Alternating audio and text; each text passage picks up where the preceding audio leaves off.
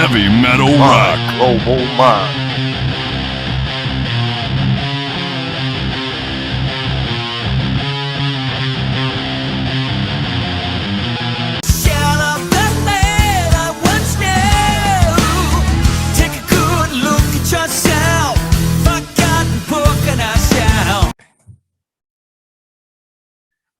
Today, I'd like to welcome Chance LaBrie of Dream Theater fame to talk about his new solo album, Beautiful Shades of Grey, that's due out on May 20th. So congratulations, James, and it's an awesome CD. I'm really enjoying it. Oh, well, thank you. That's the only thing I want to hear. No, I mean, so far, all the interviews and the reviews that I've seen they've been extremely positive. So, I mean, that's the ultimate. Writing this album with Paul Logue, was so much fun, and quite the experience, because you gotta admit this is a big departure from what I've done previously on my solo albums that I wrote with Matt Guillory. So it was just something that I had to do. I wanted to do something completely different and pay homage to the classic rock era of the late 60s and 70s, so it's great. Well, I appreciate you saying that. Yeah, and before we get into talking about the CD, I wanted to congratulate you first and foremost on winning the Grammy for the best metal performance for the Dream Theater song "The Alien." How does that make you feel? Well, it was overwhelming, the feeling, and it was quite surreal, and it took a while for it to sink in. I think a couple days before I was like, wow, okay, so this actually did happen. I guess the third time's the charm, right? So, Yes. Because we were nominees a couple times before for On the Backs of Angels and Enemy Inside. And you know what, like when it happened and our name was called and then John went up on stage, I thought he did an amazing acceptance speech. He was well poised and well worded as always. Like, he's a very intelligent individual. And so, yeah, it was just kind of, it's an amazing feeling. I guess it's another level of recognition for us, and another feather in our cap, so to speak. But no, it's just a great feeling, and it's affirmation as to the kind of band that we are and how we've been around for some time, and it's good to get that recognition from the Grammy. And it's well deserved. As a fan of the band, it really validates my convictions of the talent of the band. And it's so well deserved. So kudos to you guys. I appreciate kudos that. to you guys. Thank you. Now, going back to Beautiful Shades of Grey, it's really melodically heavy. I'm really enjoying it. And it touches me in a way that I really, I like melody. And it really has a ton of melody into it. Well, thank and you. the title is interesting. So one of my mantras in life is, life is not black and white, and you have to successfully navigate the gray to succeed in life. Tell me about the significance of the title to you. Well, what I did is I read through, usually what I do, on any of my solo albums is I start reading through the lyrics that I write. And, so when I started reading all these lyrics, I came to the conclusion that it's about humanism. It's about being a human being. And the one song that I didn't write was Wildflower. Now, Paul wrote that. He wrote the lyrics to that and the song. Actually, he just came to me with that song. He just said, "Hey man, I got this song that I've been sitting on for a while. What do you think of it?" And I listened to it and I said, "Are you freaking kidding? That's an amazing song. Let's just put it on the album." And he goes, "Well, yeah, but I thought you wanted to." All the songs had to be a collaboration between the two. And I said, "You know what? Hey, man, my ego's not that freaking big." I said, "Give me a break." I said, "No, this is a beautiful song. Let's put it on the album." I said, "It's such a great song, Paul." And I kind of tweaked it, into, making sense for me as my vocal stylings, but it was pretty much like that's Paul's baby, But anyway, so to get back to your question. So I read through all my lyrics, and even to include Paul's lyric for Wildflower, it kind of pointed to me about being a human being. And that's what and one morning I woke up and I was like, oh my God, beautiful shade of gray. And it came to me like that simple. And it was because I kept thinking about the lyrics, all the lyrics. And these lyrics point at a couple things. And as human beings, like, think about it, we're given this life, we're given this point of existence. And in itself, it's a miracle. The things that we experience from day to day are absolutely stunning if you think about it. And we don't have to look far for miracle. Look at nature. Nature is always presenting us with miracles, and the depth is profound. It's hard to comprehend it sometimes when you look at any of these documentaries about the jungle and anything that has to do with the animal kingdom, and that it's fascinating. So there's one side of us that, it's about achievement, success, evolving, growing, enlightenment, experiencing.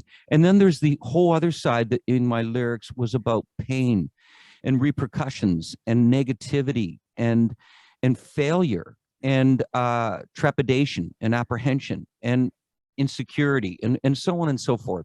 And that's a big part of what I wrote about was, the dichotomy between the good and the bad in us, and the confidence and the lack thereof of confidence in what we do. So that's how I came up with this, reading through my lyrics, realizing what they were saying, and just the way that the melodies that I wrote for all these songs was something that it's a celebration of human spirit, but at the same time, there's also an underlying, it's somewhat melancholy at the same time too, some of these. And so that's how this came about.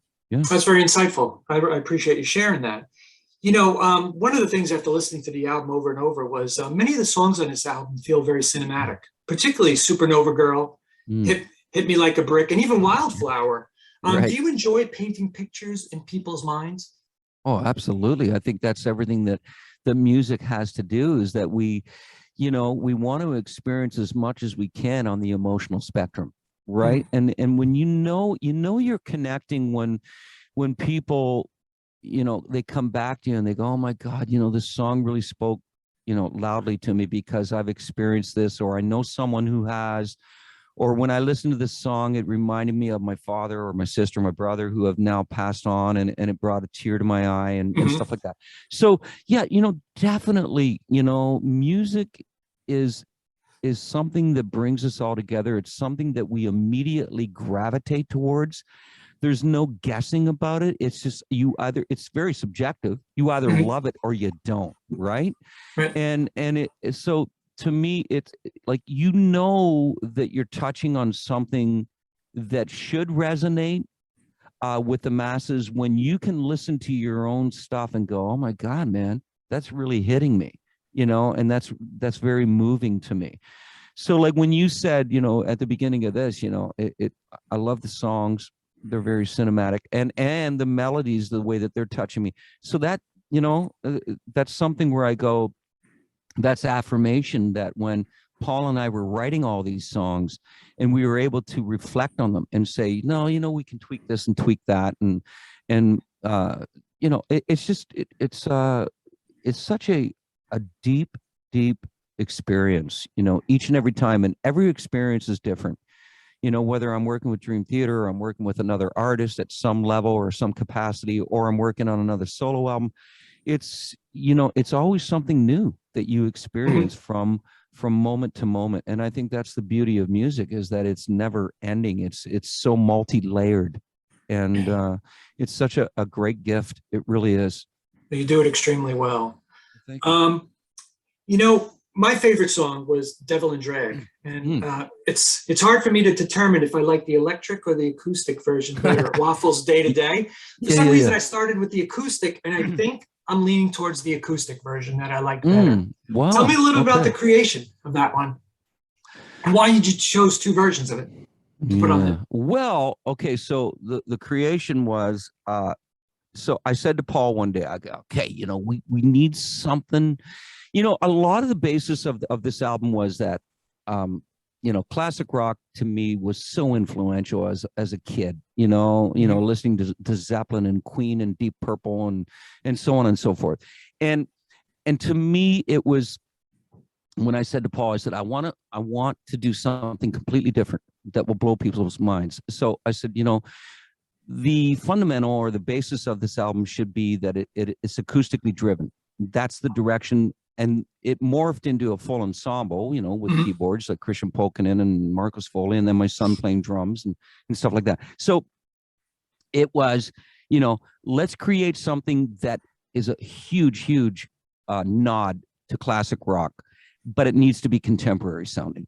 And then with Devil and Drag, I just said to him, I said, you know, just think of how brilliant Zeppelin was when they created this acoustic setting in their songs, you know, like Tangerine or Gallows Pole or, you know, Celebration and all this stuff, you know. And I said, you know, that's what made these guys brilliant. And then all of a sudden, freaking Paul comes back to me the next day and he's got bam, bam, bam, bam, bam, bam, bam, and he starts to, he goes, hey, I got this riff, man, going on. I go, whoa, where are you going with that? And then he, you know, he starts going on with that. And then all of a sudden I'm automatically getting the melodies in my head. And then obviously the whole lyrical conception is it's about a narcissistic sociopath, you know, and because I thought about some of the people that I've met in my life that, and in a very, very subtle way, just observing them from almost like a distance, you know, seeing the kind of people that they really are within a half an hour, sussing them out, going, oh, this guy's a little self-absorbed, you know, or selfish. And anyways, so came up with Devil and Drag. In other words, that the person came, he grew up in a household of scruples, you know, being, you know, having morals and that. But as he grew up into adulthood, he took the path that, hey, you know what, I'm going to do everything I can to be successful and financially independent, no matter who has to take the fall for it along the way. And so Devil and Drag is about him realizing at a point in his life that there's a ball and chain that he's carrying around with the consciousness of the fact that he's hurt so many people along the way. And is this really how you wanted to achieve the success that you have? Right. That's basically what it's about. But the whole thing started with me explaining to Paul what I was thinking about as far as a vibe, and then him coming back to me with that riff, and then we built the song from there. You know, and you know, and then, you know, other ways that we came up with riffs is I would throw him melodies, or I would have the odd riff in my head, and then he would come back and have all these other ideas. So it was a great collaboration between us two, because we were on the same page from beginning to end, and we realized that, you know, we had to make it cohesive. The album has to feel like everything belongs, you know. It did. And well, thank you. And yeah, so it was just a lot of fun to put this album together. And it was a challenge too, because like I said to Paul, I said, you know, we're going to do something completely different here, as opposed to what I do with Dream Theater, or even my previous solo albums that I wrote with Matt Guillory, which I'm extremely proud of. Like, Matt and I put together some great stuff there. And but this has to be something where it shows a sense of maturation for me, you know, and it shows that, you know, I'm continuing to push the envelope and I'm continuing to evolve as a musician. And Paul loved it too, because he said, you know, this is something, and I love that in Paul's writing. Like when I listened to Eden's Curse and stuff like that, I was like, you know, you come from more the classic rock in your writing. And I love that about you, you know, and I said, we can really capitalize on what is natural to you. And if we collaborate together, we can make something of this and really make a statement, a big statement musically. And I think we did achieve it, you know, for sure. Melody truly resonates with me. And that's what I love. You know, I'm a product of the 80s. Is it more challenging to write lyrics and melodies over the Dream Theater challenging signature times, or is it easier to write what you did on your solo CD? Well, it depends on the songs, right? I mean, some of the Dream Theater songs, like, no, it's a little, it's more in the vein of what I had to contend with. I shouldn't say contend, because that seems like a challenge. What I experienced writing, you know, the melodies for this album, yes, I would say that they're more immediate, because you're looking in more of a four time, right? 1, 2, 3, 4, 1, 2, 3, 4. There's none of these odd time signatures going on. With Dream Theater, though, you know, I automatically fall into a groove, you know, and that's what's really allowed me to be able to sing without thinking about what I'm doing when I do dream theater, because I automatically feel the rhythm. I feel the groove. I don't need to be counting like 1, 2, 3, 4, 5, 6, 7, 1, 2, 3, 4, 5, 6, 7, 8, 1, 2, 3, 4, 5, 6, or whatever the time. Yes. I couldn't do that. I'd lose my freaking marbles doing that, Awesome. But I think playing drums from the age of 5 till I was 17 gave me that rhythm, that rhythmic understanding and fundamental basis, right? So that all helped. And so when I'm writing a dream theater, I mean, yeah, you know what? Well, here's an example. When I was writing the melody for Alien with John and Jordan, like that was a little bizarre. Mm-hmm. But I fell into it, and I was saying, okay, here's my melody ideas, and stuff like that. I'm alien, change forever, and that whole thing, and even the second verse, understand the meaning, certain will extend, that whole thing, like it's in a 6th time, and it's bizarre over what's going on in the guitar and the keys. So. But it depends on the song. It really does, and it's just a matter of being able to find that pocket, find that groove, And with Dream Theater, there's a little bit more of a thought process put into it, for sure, just because of the progressiveness of the songs. Whereas Beautiful Shade of Grey was something that I could hear immediately, and I could, a little bit of tweaking here and there, and then I would create the melodies, for sure. And the way that I go about writing is I have to have the melody down before I write the lyric. Wow. Because the melody, once I have the melody with the song, then I really get the full picture of the vibe, and that influences me. That is the inspiration for the subject matter. So I have to feel that first. So it's a matter of processing, it's the music, to create the music, and then create the melody, and then create the lyric. And that's the way that I've always worked, for sure. You have a true talent for either the complicated signatures or the 4/4. So kudos for that. But I mean, like, let's not forget in Dream Theater, I mean, John's involved in the melodies as well. Yep. So is Jordan. It's a collaborative effort, because there's so much to consider within those songs. Whereas when I'm in, like solo, like even the solo albums that I did with Matt Guillory, and Matt is very much hands-on with melodies, because he's very passionate about it. So it would be a collaboration of melodies. And then, okay, you do the lyric for this song, I'm doing the lyric for this song. That's the way that Matt and I always worked.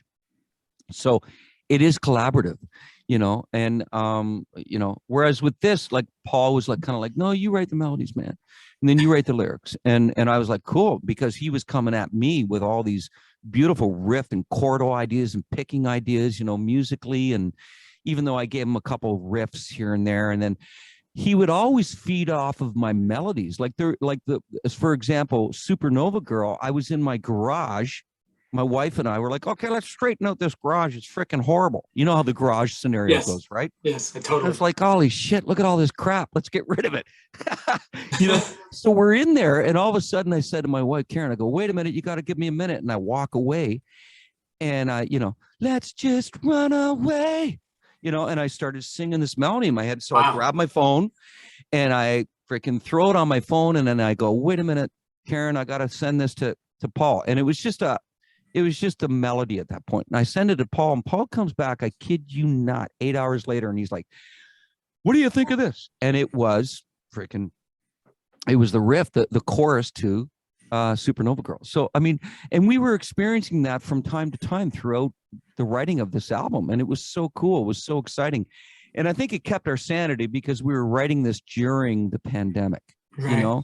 So it kept us engaged and focused, and it got us away from being inundated with all the unfortunate and atrocious happenings around the world due to this virus. So thank God we had that, because I think it kept us straight and narrow and sane, That's great.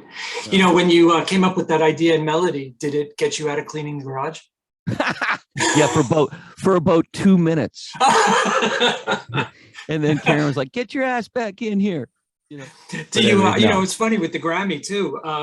Do you get out of chores around the house? Do you say, look, I'm a Grammy winner. I don't have to take out the garbage. Well, my whole family was like that. Oh, I guess, Dad, you don't have to lift a finger anymore. That's right.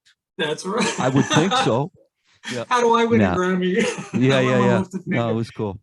I want to be respectful to your time. Ask you one last question. Are you considering a solo tour after Dream Theater comes back from Europe?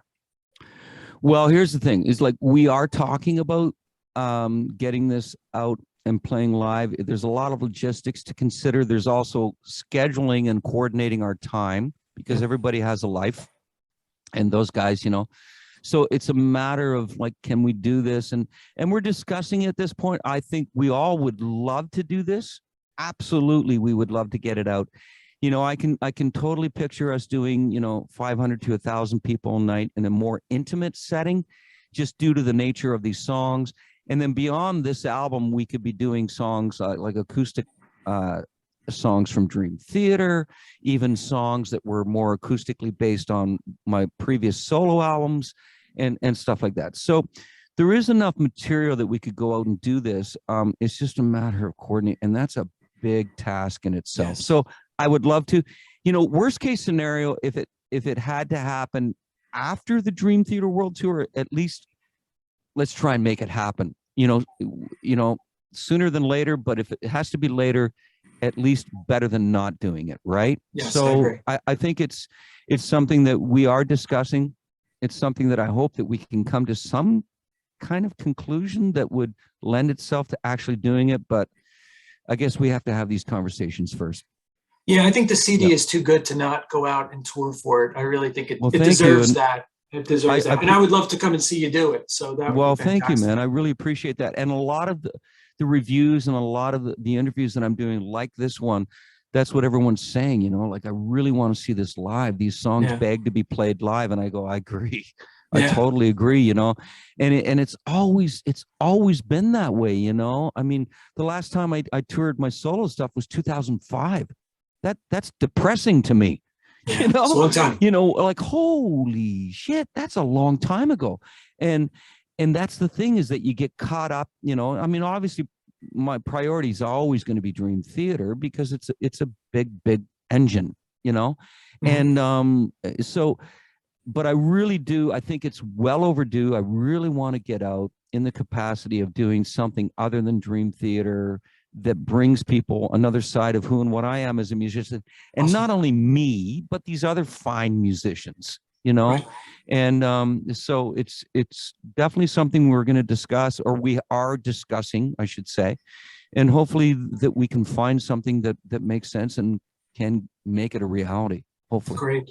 I look forward to that. So I want to thank you for your time today. It was a fascinating interview and extremely insightful, and it was a real honor to speak with you. So thank you again. I really appreciate it. Well, thank you. I appreciate it, and I enjoyed it immensely. Thank you. Cool.